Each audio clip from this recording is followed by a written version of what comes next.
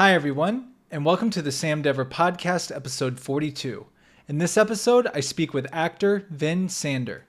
Vinn is someone I met through the Playhouse West community here in Los Angeles, and I've had the pleasure of working with him on a film. I've been with him in class, and he's just a really cool guy, really inspirational, really hard worker. Vinn and I would always have great conversations. Him and I definitely share a lot in common with the health and nutrition passion of things.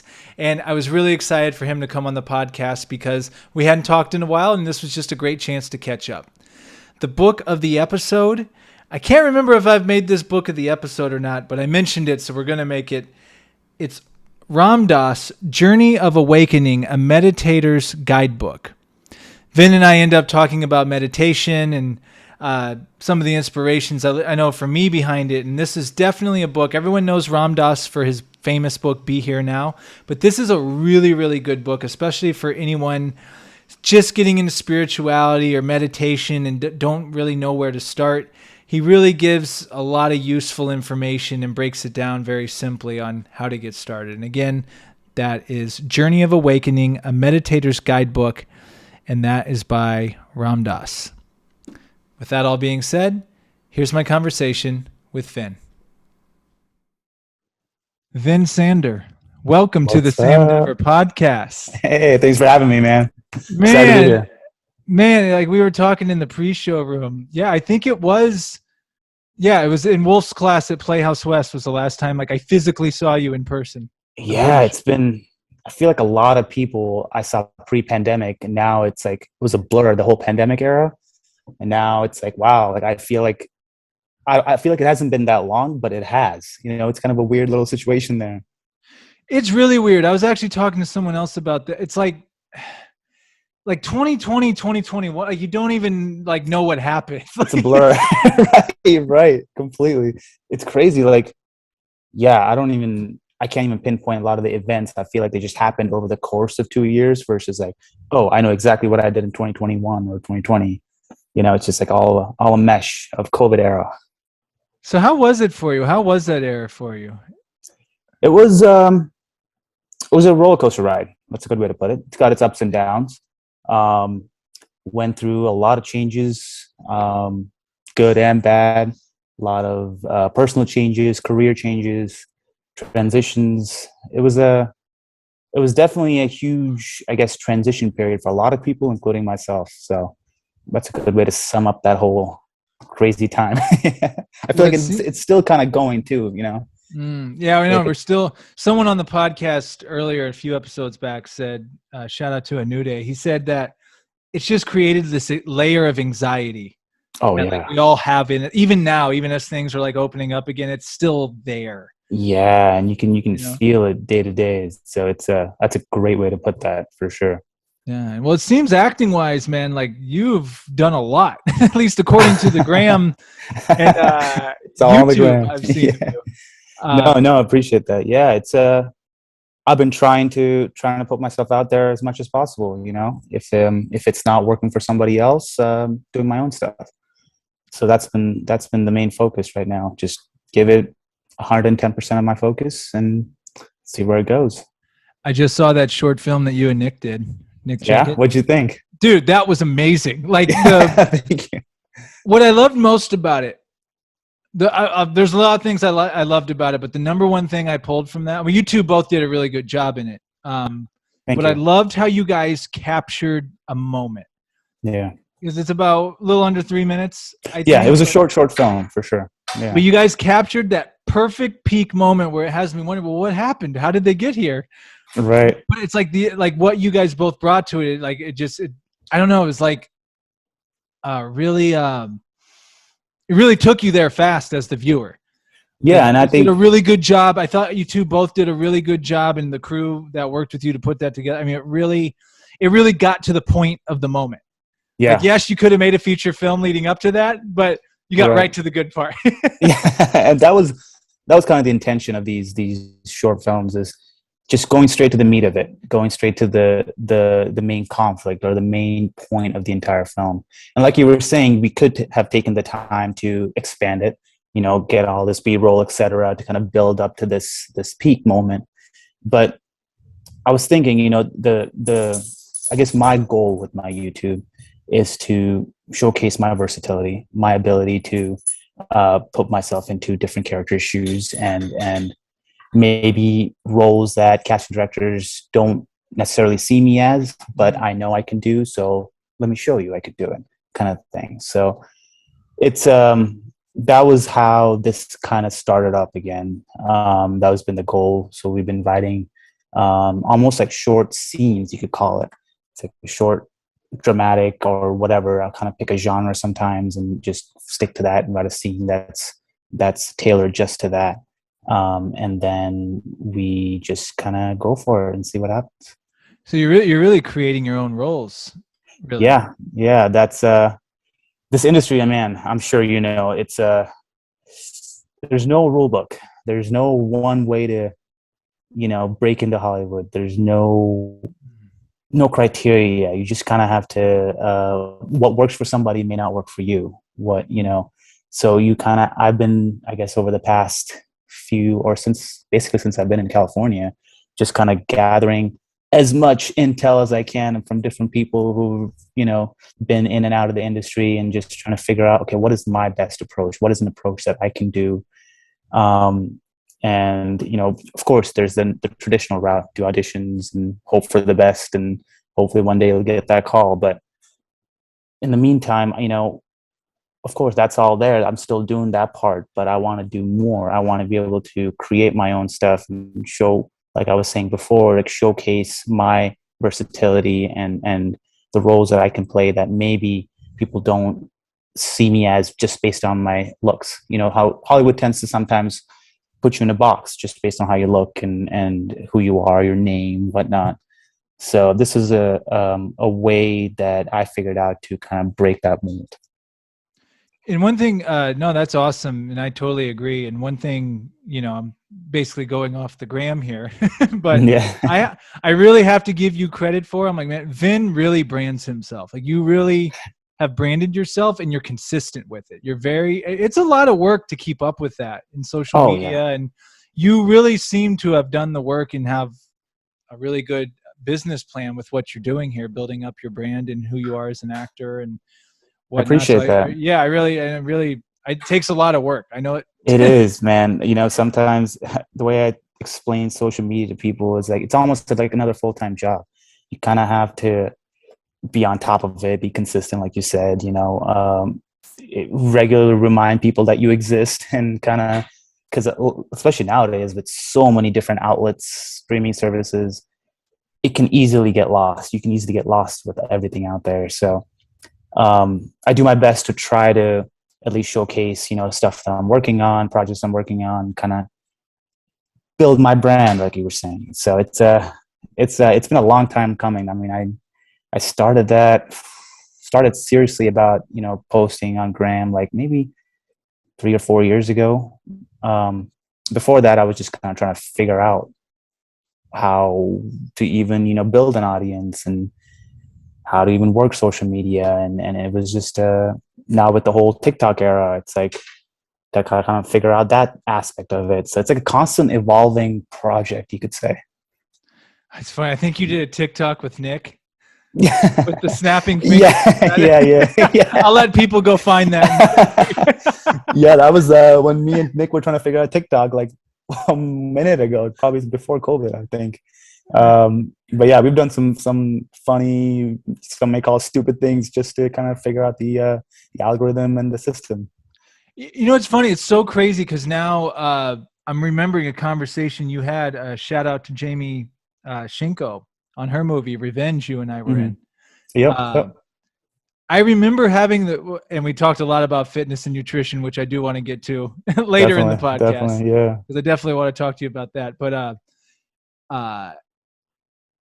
you and I were talking about social media, and I remember you and I were taking like behind the scenes photos.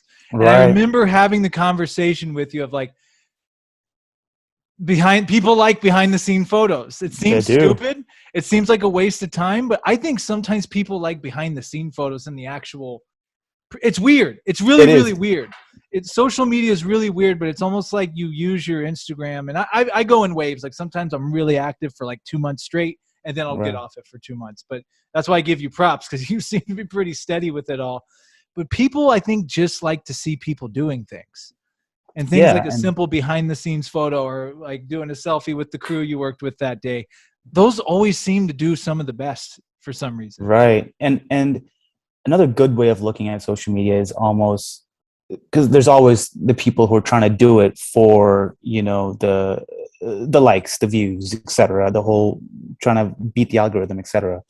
But there's another way of looking at it is just documenting your process. Mhm.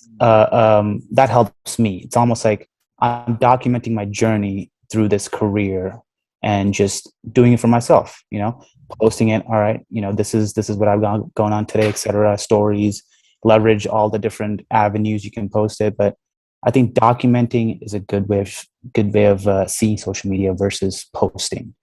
So you're documenting your journey. You're kind of because nowadays, I mean, you can take pictures. You can take, before there's like albums and stuff back in the day, but now I feel like social media is a good way to just document your journey, and it's something people love seeing. People love seeing behind the scenes stuff more than sometimes the actual product, which is crazy.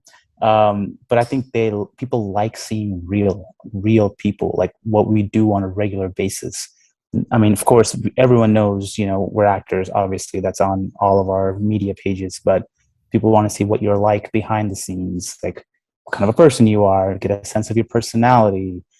And I think that's what attracts people to your page, if that, it's who you are as a person.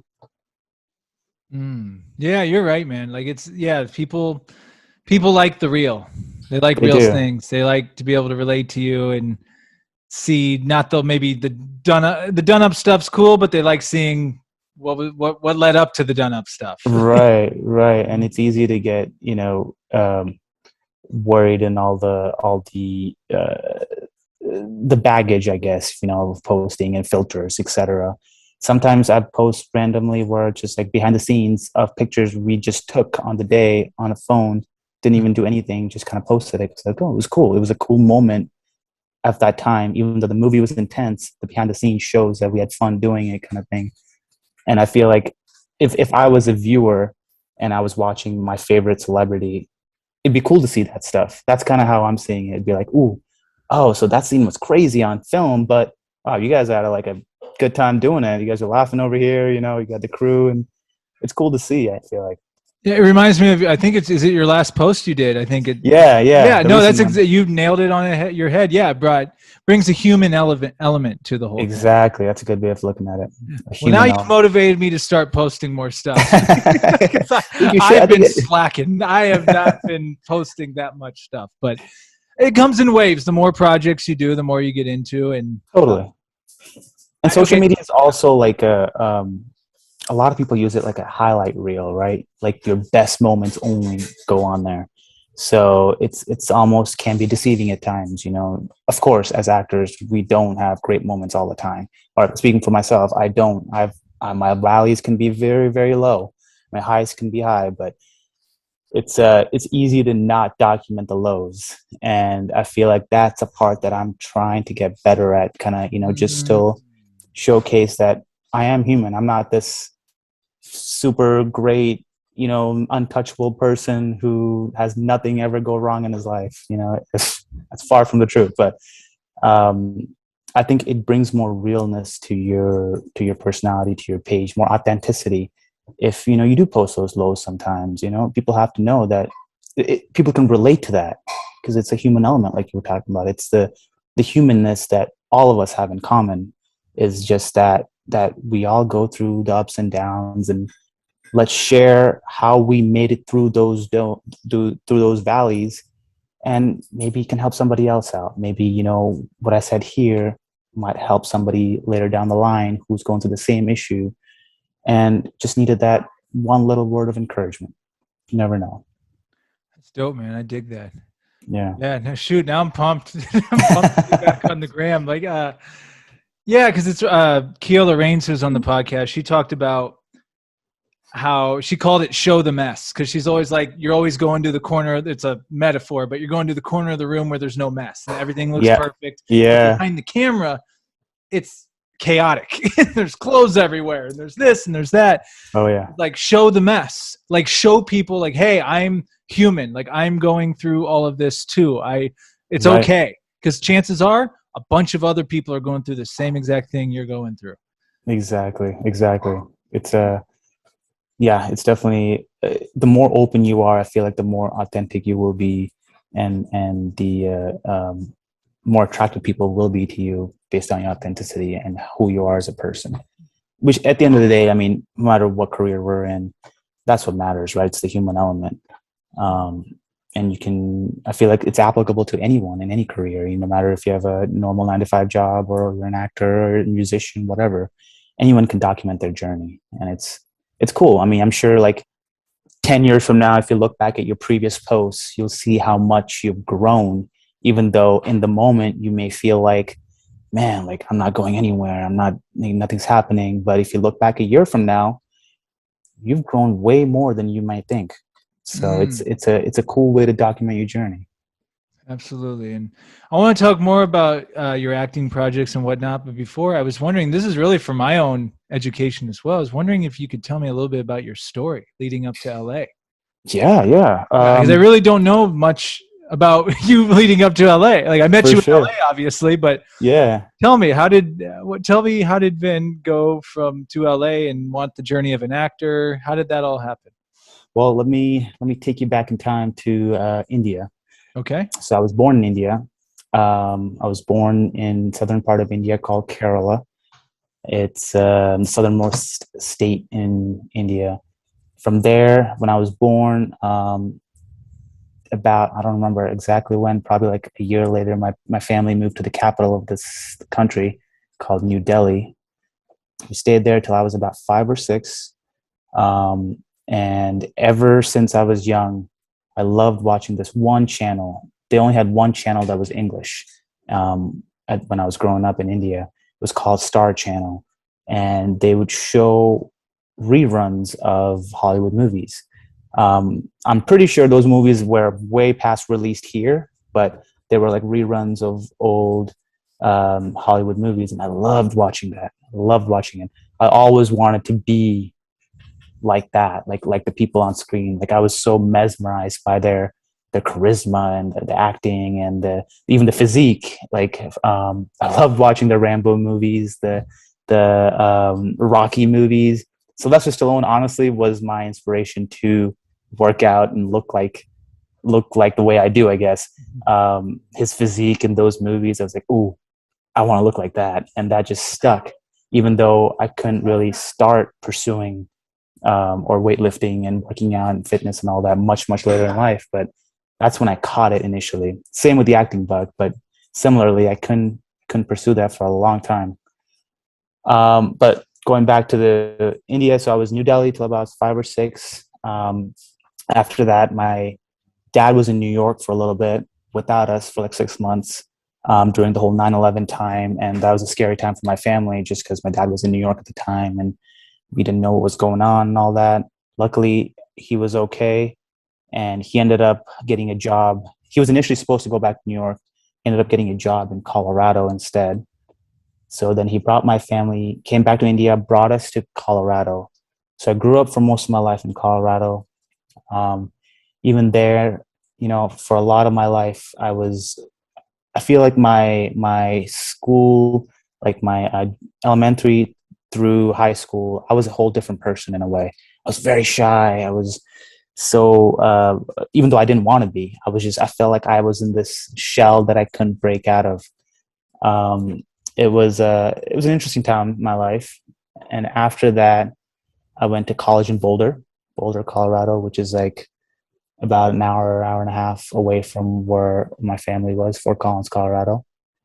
I went to college there. I didn't study acting. I just studied chemical. I actually initially was going into medical school. That was my thought process. Acting wasn't even in the radar because I'd never thought. I was so far of a reach from me. I'm like, no way. Like, why would me, actor? What are you talking about? So I went to school. Actually, I majored in engineering, chemical and biological engineering. I studied that. and did my prerequisites for medical school because I thought that was going to be my path. And then I got to the point where I was doing the MCATs. I did the MCATs. I got to the application stage where you have to apply to medical schools now. And I was hesitant about it. I didn't know why. And I still remember this quote from, I don't remember who, but it stuck with me. He told me that if you're not 110% set on this career, don't do it because it will suck the life out of you.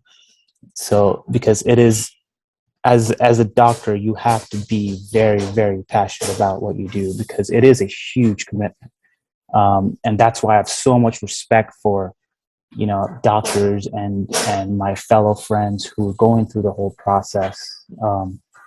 And it's, that quote itself, I was like, I can't, like, I'm not that much into it. Like it's, I wanted to do more with my life. And so at that point, my backup was engineering. That was my backup degree. So I said, I straight path, switched to flip the 180, stuck with my engineering degree. And then I was started thinking more and more about acting and moving to LA. And I really wanted to do that, but I didn't know how. Then I was hoping I would somehow get a job out here. And maybe that could be, at least I'll be in the same area. I can somehow work my way in, whatever. So luckily, about a week before graduation, literally a week before graduation, I get this job offer for an engineering job. And it was based, I didn't know where it was based. The office was based in Florida. So I thought the job was going to be in Florida. At the time, I was so desperate. I was like, all right, I'll just take it. I'll just take any job. I just need to, pay off my loans. I have so many bills. Took it. And my employers, the very first question they asked in the interview was, they asked me if I was a model and completely threw me off. I guess. And the reason they asked me was that because I was doing some fitness competitions at the time in Colorado. And they really did their research and went through your social media pages, etc. And that's the first thing they opened with. And it was just completely broke the ice. They're awesome. They're some of the best employers I've ever had. And I still credit them for a lot of my early success just because they were so understanding of my goals. They knew I was going to be, my goal was to be an actor. And so the position they gave me was in Thousand Oaks, California. And I was just, all I saw was California, and I just was ecstatic. I was like, oh, I'm going to be in California. That's great. I didn't know what Thousand Oaks was. I didn't know where LA was. I thought they were all in one place. California, yes, that's good. I came out here, didn't know a single soul, didn't know anybody, no family out here, nobody. I just had this job. And then slowly I tried to figure out, I remember telling these stories for years. I would drive down to LA for like a 5-minute audition. It was an hour drive from Thousand Oaks to LA, especially during the week and during rush hour and stuff. Do a 5-minute audition, rush back an hour, take like a 2-hour lunch. And it was, I did that for so long, but they let me do it. They're like, as long as you can make it back on time, or as long as you work overtime to make up for those hours, you could do it. And I was so grateful they allowed me to do that for so long. Of course, it didn't happen all the time. I would have to give up some auditions if the work always was priority one. So I juggled having this and pursuing acting and trying to figure out how to even get into acting and how to get into Hollywood and how to just the whole workaround. And I feel like it's a process you continually keep learning. It's because it's constantly evolving. And on top of that, I was trying to keep up my physique, and so it was like I was having 3 full-time jobs essentially, and no social life. But no, it was definitely a crazy time. But yeah, and that's how brought me here. Now I'm here, man. Still here, I guess. Still in California. So I guess I'm doing something right. Dude, first of all, that's an amazing story. Like I didn't Thank you. know most of that. I don't know where to begin. There's so many things I want to pick out of that. Yeah, I don't think a lot of people do. I don't think I've I had no shared that. idea. I think I had maybe seen like yeah, India was your origins, but I had Mm. no idea about Colorado. I had no idea. Yeah, yeah. Um, do you go back to India at all? Have you gone back since you left? I've been back once since I've been out in California, but not often. We don't go back often. My all my extended family is in India, so but I my immediate family is here, so that's who I really consider my family. So we don't go back often because it's a huge endeavor. You gotta take 2 weeks off, and it's It's like what, expensive. like a 28-hour flight or something like that, or it's Yeah, something. it's like almost it's straight across the world, so it's like a good 18 to 20 hour flight with layovers. So probably about a 24-hour flight. Yeah, that is a place I wouldn't mind seeing one day, though. Like, Definitely. I mean, I feel like if you've never been, it's definitely worth checking out. It's a different culture. I mean, sure. If you ever visited Asia, have you ever visited Asia in general? no, never been. I feel like it's definitely worth checking out at least sometime in your life. Just the cultural difference versus the Mm. Western Hemisphere versus Asia. And I've traveled to Thailand, and just seeing like the in Beijing, and just seeing the different cultural differences. It's really really cool. It kind of humbles you for sure.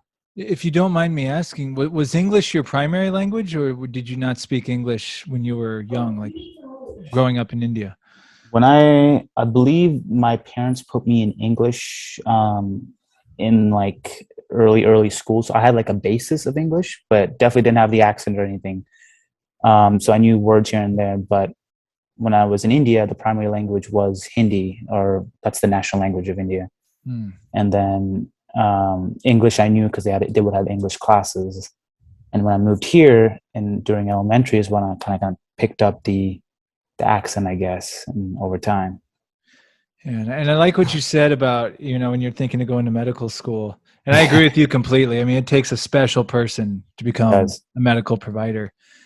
Dealing with so many in my line of work that I do too, it takes a special person to do it. And I love what you said. Like, if you're not 110%, don't do it. And I think that applies to so many things. Yeah.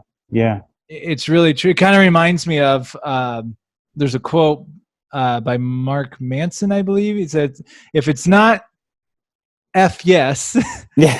it's Right. F no." Right. Like, Right. if you're That's a not great totally way. in something, get out. Like, Yeah. why are you gonna spend your And time why doing it? waste your time and other people's time, just and I think that takes some self knowledge and self learning to understand what you really want in life and what you're really passionate about versus something that you think you should do because other people are doing it, or because of whatever family pressure, just financial pressure, etc. But it's definitely not easy. I would have not been able to just say I'm going to go straight to acting, from college. It would have life gets in the way for sure. Yeah, and like Trying to navigate that.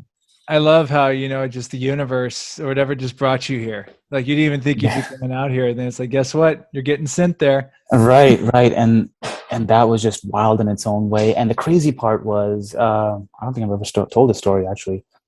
A year, maybe 2 years ago, in college, I did a road trip with my roommates, and we drove all the way from Colorado out to California here, and we actually stayed in Thousand Oaks. I had no idea what Thousand Oaks was at the time. Stayed in Thousand Oaks in Newbury Park, which is where I would stay years later. I stayed there for almost 2 years. Wow.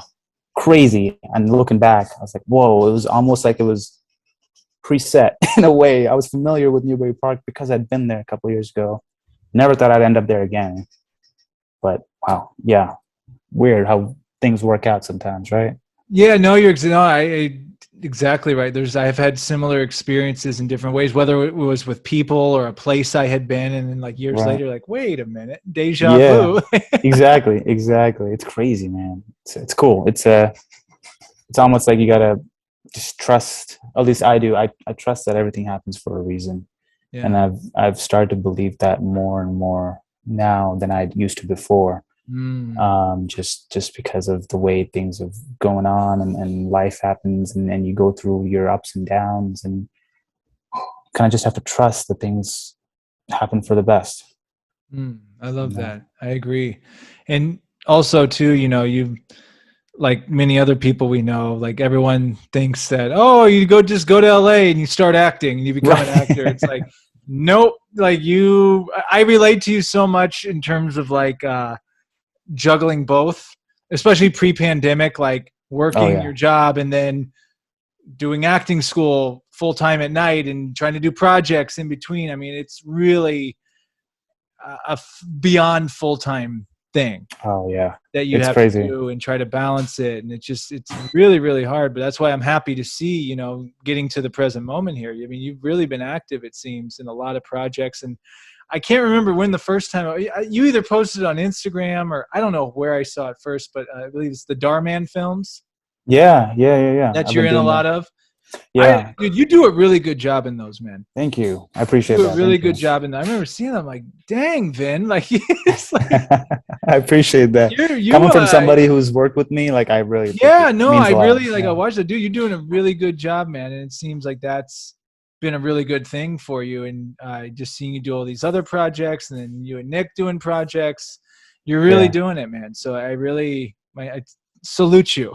Thank you. Thank you. Appreciate that. And I feel like it's like I said before, you have to be 110% into it. Otherwise, I wouldn't have the motivation if I wasn't fully into it to do these projects and to do my normal day job and then go to class after and lose sleep, and the whole cycle restarts the next day. And you really have to be in it, and that goes to show that's the same for any profession, no matter what it is.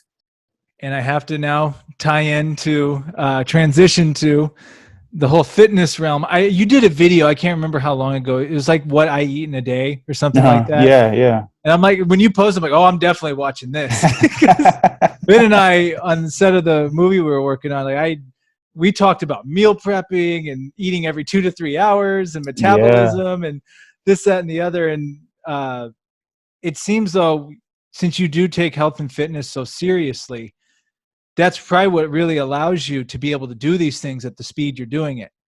And the volume is Wow. taking care of your body. That's good. I've never You know thought what of I it like mean? that, but that's true. I mean, the way I see it is you have one body, right? It's your temple. It's you only get one. So you might as well take care of it, because if you don't have a body, if you don't have good health, you can't do everything else that you want to do. So you have to make time to take care of yourself first before you are even able to pursue anything else you want. So definitely that's been a fitness has been a part of my life for as long as I can remember. I remember how it started. It started when I was very young, and I was actually a very sick kid growing up in India. I had a lot of health issues. I was in and out of the hospital quite often. And then my dad put me into martial arts. He put me in, I think it was karate at the time in India. Even then, I would come home and then like with bloody noses and shit. And it was just like not a good deal. So I quit that and I was like, I can't do anything. And then we ended up moving to the States here. My dad tried again. He put me into Taekwondo this time. And it really started working. I got slowly healthier. And then from Taekwondo, I learned the discipline and the consistency that I was able to transition into weightlifting and fitness and kind of turn that into a lifestyle. I remember in high school, when all my friends would go partying, I would say, I have to go to the gym first, guys, and then I'll meet you guys later. And everyone just looked at me like I was crazy, because it was not something that was normal. And I kind of felt weird in a way. Like I was like, am I doing the right thing? Like, am I just not, like, is this something I'm a weird dude, like that I like to work out? But I think it was just so ingrained in me at the time, based on like the issues that I had in the past, that I really saw it as I have to do it, and then I can do whatever I want. Not that, oh, I can do it if I want. Not an option. I don't give myself an option, because I feel like a lot of people, if you give yourself an option, you're not going to do it. You're going to choose the easiest route. But if you consider it as, okay, you have your day job, I have my workout, there's no option, I have to do both, then you will do it. You'll make time for it. You will do everything that requires, the prerequisites, like the diet and everything else you need to do scheduling wise to make sure you have enough time allocated to get that in your routine. So it's definitely possible. It's tough, but it's definitely possible. Yeah, I agree with you 110% about you have to treat it like you're going to a class or a job, or it's there's no missing. You Mm-hmm. have to go.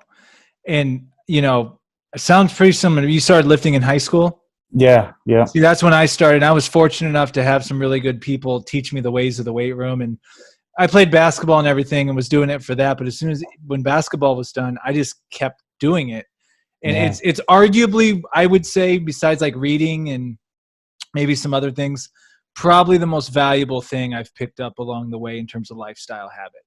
definitely. Because there's nothing, and you know this, there's nothing like a good weight workout. At Right. least in my opinion, especially going through an injury where I couldn't like lift for a long time. As soon as I was Exactly. able to Yeah. come back, oh my gosh, it just the feeling like And Arnold yeah, talking about the pump, like it's like right. Right, exactly. And it's not just the physical aspect of working out. It's the consequences after, the repercussions yes, of it after. Like you feel confident. You feel confident enough to, maybe you weren't confident enough one day to, pursue this thing. Maybe after work, you're like, all right, I can do it. I can do this. I can do anything I want. Like, it gives you that self-confidence. It builds that, almost like as you're building your body, your mind.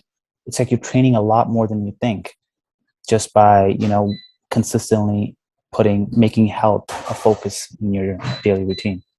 yeah, you're right. The aesthetic part of it, that's just like one of the byproducts of it. Like it's Yeah, it's just a really there's bonus. Exactly. yeah, it's just a bonus. And again, for me at least, so I just wanted to share this with you. I've said this on some other podcasts. So Yeah. before I got hurt, I was lifting, and plus it was the pandemic at the time, and there was a gym that was available I was going to, and I was lifting like 5-6 times a week. Wow, And nice. because there was nothing else to do, and B, I just love lifting weights, and I got decent results, and I was good and everything. But then I got hurt.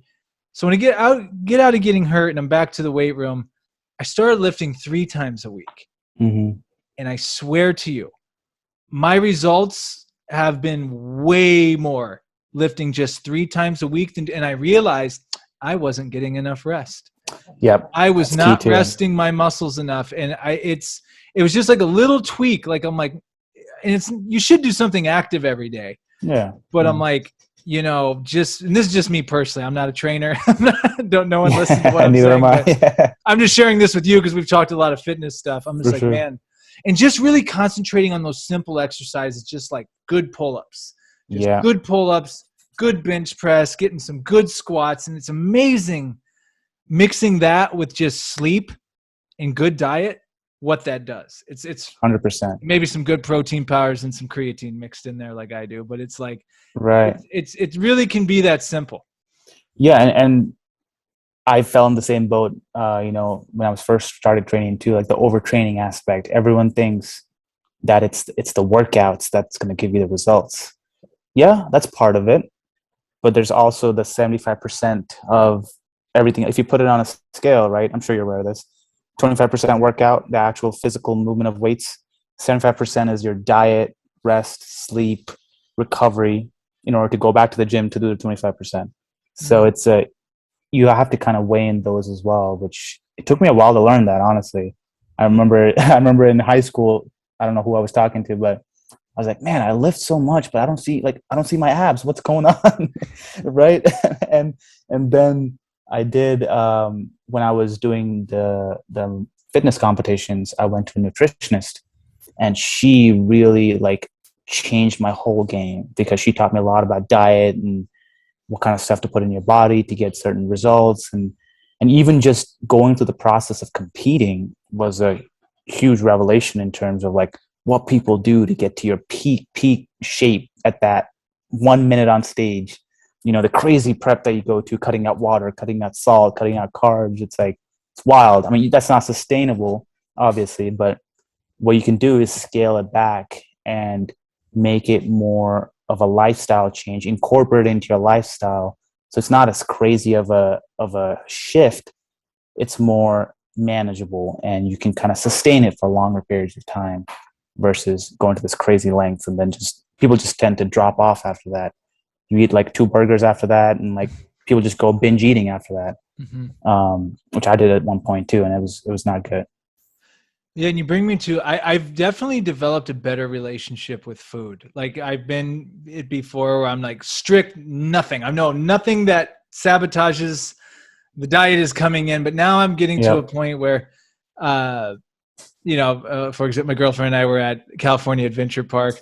Nice. I ate the ice cream sundae. I had it. It was great. It was, and it's like, the but memories, I realized, right? Yeah, but I realized, well, calories in, calories out has a lot to do with it. But then also, I was going to share with you, I just upped my protein intake. I really just realized, like, every time I eat, I'm slamming protein. Like whether it's in a shake, meat, or whatever the form is that it's coming in.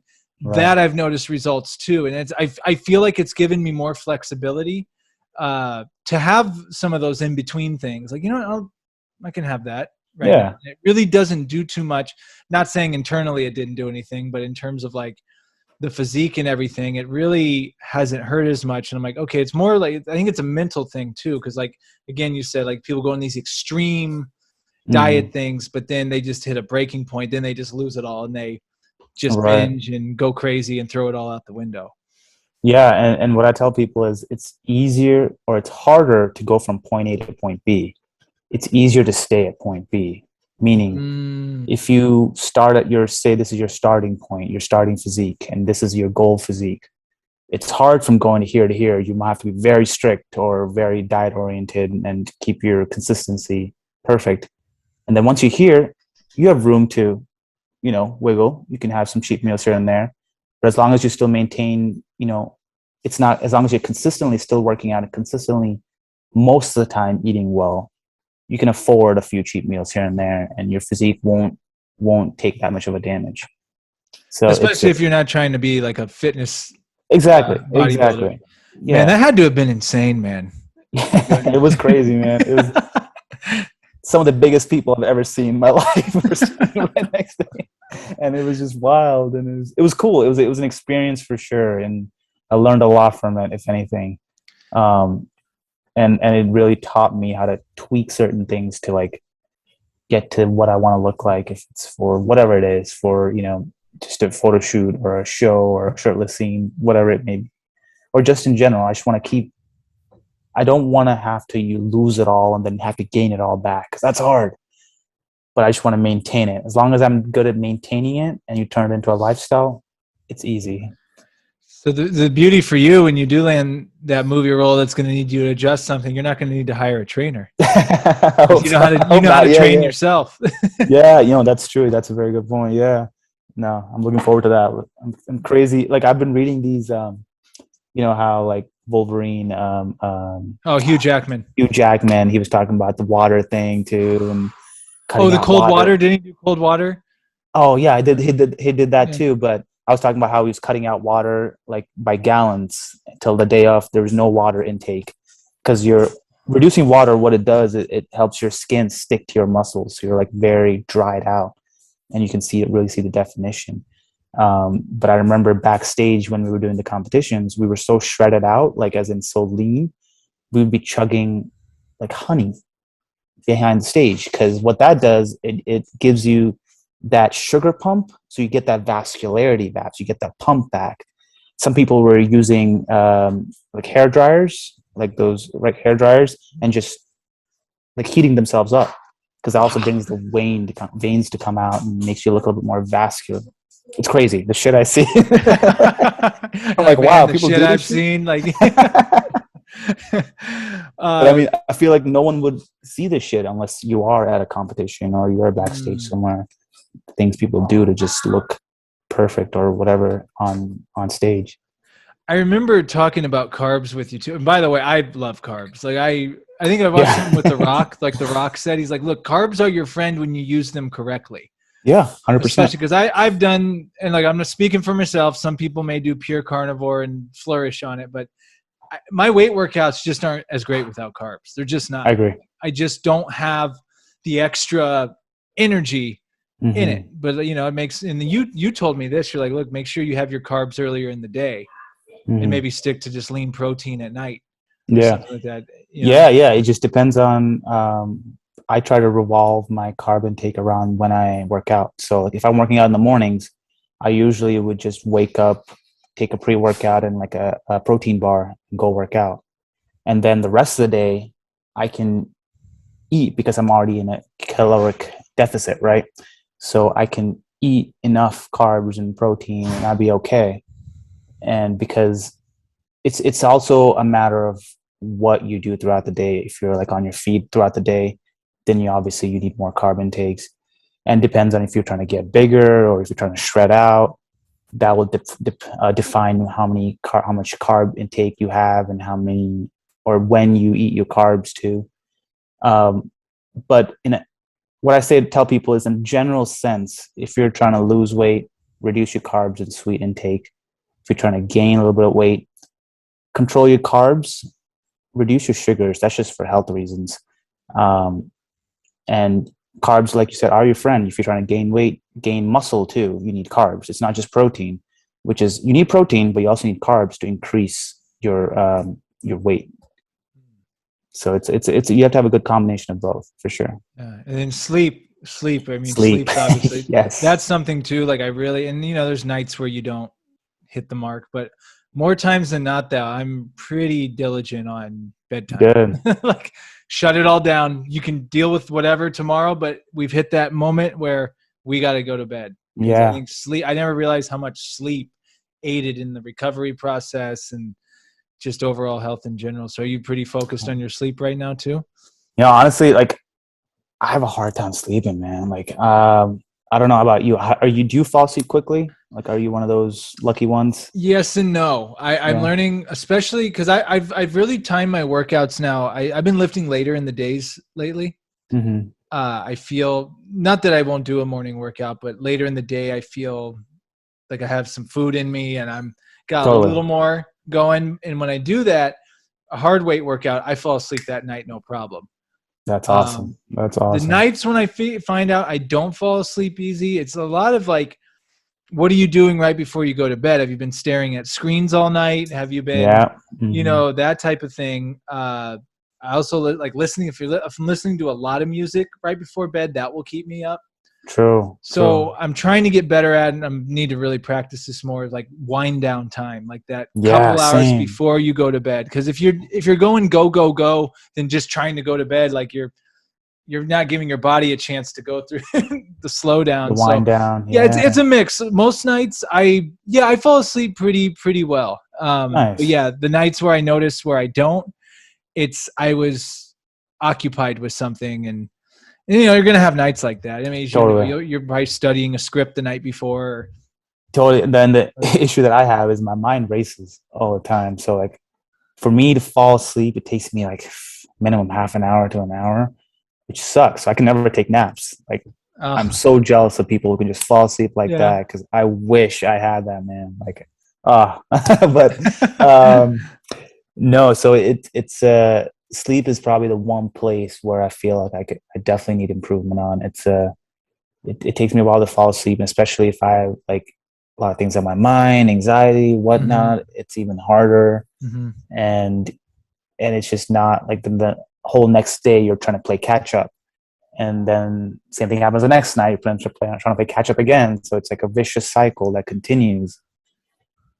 And it's what I've been trying to, at least I need to get better at, is meditation and trying to wind down and just really try to focus, which is tough. I don't know about you. I don't know if you ever tried it, but for me, Oh it's been yes. tough just because of my mind racing issue, to try to just close my eyes and just focus on, or just, I mean, there's different ways people recommend, but I'm curious to see what you've been into for that. Yeah, no, a definite meditation. Oh man, I can't. Shout out to Eileen Ramirez. My girlfriend and I went to her and her boyfriend Mike's breath workshop that they do, Nice. and Okay. it's like all breathing, and it really blew me away, like just how doing certain breathing techniques can Yeah. hone in and release stress and anxiety. But previous to that, yeah, I've been really into meditation, especially during my injury. Eric Jorgensen, Yeah. Yeah. right? Eric, who helped me through my injury, we meditated every single day. That's And amazing. it really, in a lot of people think meditation, like you have to like make something happen or chant. You can do all those things, but honestly, just sit there and do nothing. Just sit there. You can close or not close your eyes and just stay still. And yes, a bunch of stuff's going to rapidly come up. Right. But how do I compare this? It's almost like your mind's filtering out all the junk, and a bunch of junk's going to come up. But a lot of people stop when they get to there. Like, oh, it's just too much. It's like, no. Just stay there with the junk. Like, stay there. And it gets crazy. It gets chaotic. But eventually, if you sit with it long enough, eventually it calms down. And then that's when you get to the sweet spot. That's when you get to the calm, the stillness, and the breathing and your breath. And you really just realize how many things your mind distracts you with during the day that aren't even really things at all. But our mind makes them think that they are. Right. And it just gets you really present. And, even what they taught us at Playhouse, man, like Sandy Meisner was a genius about being present. And like just getting to that state where I'm not thinking about the past. I'm not thinking about the future. I'm just here right now in the moment of whatever I'm doing. So I think one of the best thing I've told some people is just start with 5 minutes, just 5 minutes, just make it a habit, just every day for 5 minutes. And I really love right when I get up in the morning. That's the best time for me. That's a good time to do it. Yeah. To do it. And then also before bed can be good too, because that can also kind of zone you out and get you ready for sleep as well. So that would be my thing to start with. And there's so many on YouTube and apps with guided meditations and things like that. But I'm really just a big fan of just sit there, eyes closed for 5 minutes and just slow breaths in and out, and whatever comes up in your head comes up in your head. And when you do that every day and you build up that tolerance, is all right, now we're going to go 7 minutes. Now we're going to go 10. And where I have really seen the value is when I get that up to like 20, 25, that's when I slipped. Like there was a moment where I fell off the train of meditation for a few weeks, and I realized I wasn't as grounded.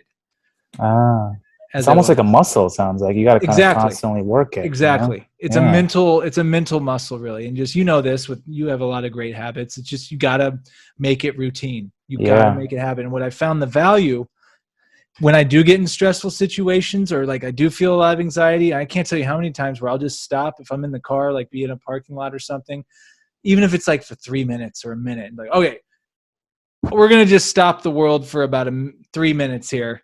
And we're going to meditate for 3 minutes. And then like you get out of it, you're like, all right, I'm good. I got this, right? Because even you, if you're on set or something, and I think someone was telling me Jerry Seinfeld did transcendental meditation at lunch. Really? I'd never heard this, and I may be butchering this, but like he did it at lunch on the set of Seinfeld. Like everyone else would be like doing lunch and talking, like he'd go off and meditate because he had to be, he was the star of the show. Right. So he had to be on it. Yeah. Yeah. That's amazing. And I like how you made it sound very simple. It's just sit for 5 minutes and do nothing, which is easier said than done for sure. Cause I've tried to do that where I'm like, all right, I'm just going to close my eyes and sit here and just not try to think about anything. Just let it flow through. And it's hard, man. I'm just like, I pick at one thing. I'm just like, I just go down this rabbit hole and then I go this way. And I'm like, it's like, damn. I think you may have just picked the book of the episode here. Ram Dass Journey of Awakening, Meditator's Guidebook. Oh, wow. Okay. And Ram Dass wrote Be Here Now, which is his most popular one. But he gives like a really good step-by-step guide for people that have never gone this route. Like just really like making sure you have a nice place in your home to meditate, what you should do, what you should think about. He definitely talks about nutrition and things you put in your body. Yeah. Which, that's cool. For you do all those things. So, I mean, this could be like the final. Yeah. See, what's going to happen is you're going to start meditating. All of a sudden, I'm going to look at your Instagram. It's going to say, Vinn just booked this like Paramount movie or whatever. It is. I mean, meditation, and I've heard a lot of great things about it. So many benefits it has, and hand in hand with manifestation and how just the more clear you are, the more more you are able to control your own thoughts, it can help you in so many ways, you know, especially like you were mentioning in stressful situations. And if you can just think clearly, I guarantee you'll find a solution. Versus if you're freaking out, you're less likely to find a solution, or at least like a viable solution out of that. So that's definitely something I need to work on, and I want to work on, because it's a, I mean, just like your physical, you have to also have your mental has to be equally as strong, you know. So that's I love that. I've been that's one thing I've been focusing on over or trying to focus on over COVID. That's what I picked up, like trying to work on meditation and breathing and just being okay with not doing anything. I have an issue. I always want to be doing things. Yeah. I just have to be okay with not doing anything for a little bit. I'll send you some links to some podcasts. I've talked about this man on every podcast almost. His name's Naval Ravikant. He was on Joe Rogan. He doesn't do many podcasts, but he's like an angel investor, but they call him the angel philosopher, because this guy has just figured life out to some degree, and he talks about meditation. He's like the chanting, the this. He's like, no, just do nothing. Just do nothing. Because you can even just go on a walk. I've started incorporating this. Like I've started to just do morning walks around the block. And that's amazing. Yeah. And just before starting anything on the day, before you like take on the day and whatever's coming, just take that time, go outside, just remind yourself like, hey, whatever happens today, the sun's going to rise, the sun's going to go down. Like it's like everything's cool. And you're exactly right. Like with manifestation and not just physical diet, but spiritual diet, mental diet, and the double-edged sword of social media. You got to watch how much you consume of it. 100%. And not only just how much you're consuming of it, but what are you consuming of it? Yeah. If you're looking at inspiration and supporting your friends, I think that's a different, you shouldn't do it all day, but like it's a different game. But if you're just looking at just crap all day and toxic things and you're negativity, just telling yourself anger, that you're fear, as I tell you, man, I tell you what, I've just stopped watching news. I just made a decision. I'm like, I'm just done. If a meteor is going to hit Los Angeles, I want to know about it. But other than that, man, I just quit tuning in. I realized, like, man, I'm a lot less stressful. Like I have a lot less, but I'm noticing with people, you just see like how on edge people are. Yeah. And it's like, they don't realize they're doing this all day. It's not good for your mind. Like it's not good at all. It's going to affect everything else in your body. 100%. And like I mentioned before, like social media can be so deceiving to the consumer, just because you see people, doing all these great things, and you're like, wow, like he's doing this, you're doing this, and you just get in your head like, why am I not there? Why am I not doing this? Why am I not doing? You should bring yourself down, and it's a vicious cycle that's something you're creating in yourself. So it's like you definitely have to watch how much you consume social media, because it's not something that's healthy to do so much of, unless you use it in like a strategic way, like you're promoting your work, or you're, like you said, looking after your friends, and supporting your fellow classmates and friends in different projects, which I feel like is the best way of doing it. And also, like, I get it, we're all human, we're gonna scroll through shit all the time, but it's always good to be mindful of that aspect, where it's not everything on social media is real. It's like there's a slight there's a silver lining to it. You just gotta know what you're looking at, and not take everything with a grain of salt, basically. Well, it's like fire, right? Like fire can cook our food and help us survive, keep us warm, and we can eat it, but fire can also burn you alive and burn your house down. So exactly. That's a great metaphor. Love that. Yeah. That's exactly the way to look at it. Yeah. So, well, man, this has been a treat, man, catching up. Yeah, likewise, man. We could keep going, and we're going to have to catch each other in person sooner than definitely. Before we get into where to find you and all that, what's in the future for you here? Like what do you got going on in the future? What's next for Vinn?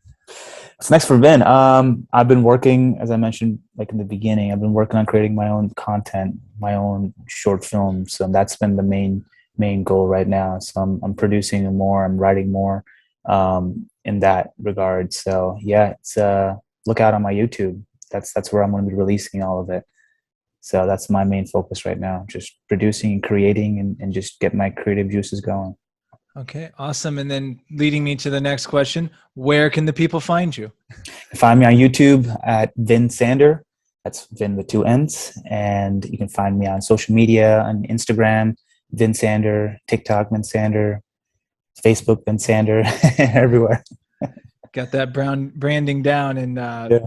I always give the guests the last word, and it can be as deep or as shallow as you want. It can be an idea, a philosophy, motivation. It could be a movie you saw. It could be if you want to just say peace out. Like it can be Right, right. anything you want. So what do you want to leave us with?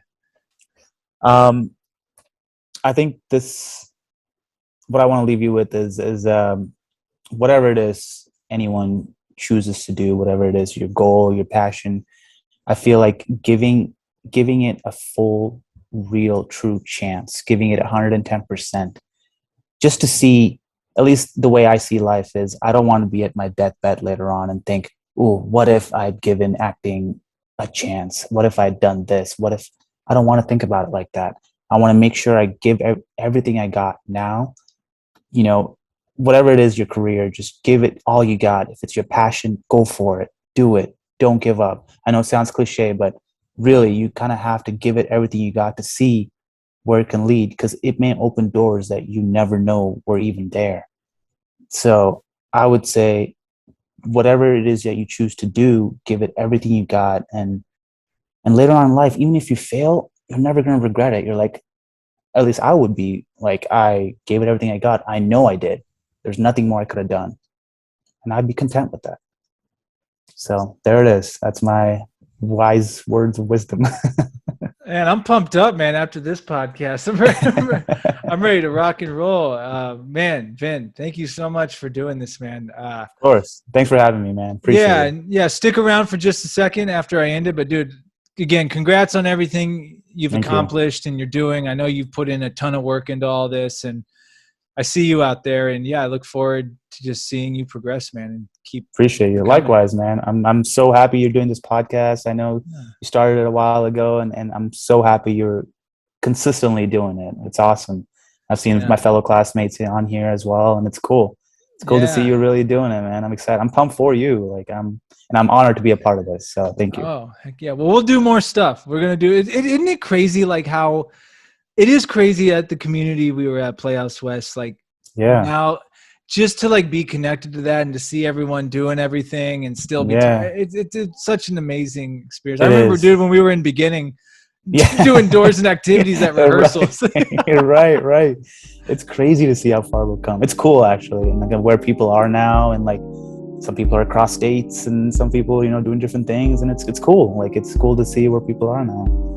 Yeah, man. Well, keep it up, my friend, and we'll talk here again soon. Sounds good. See you guys. All right, Vinn. Peace.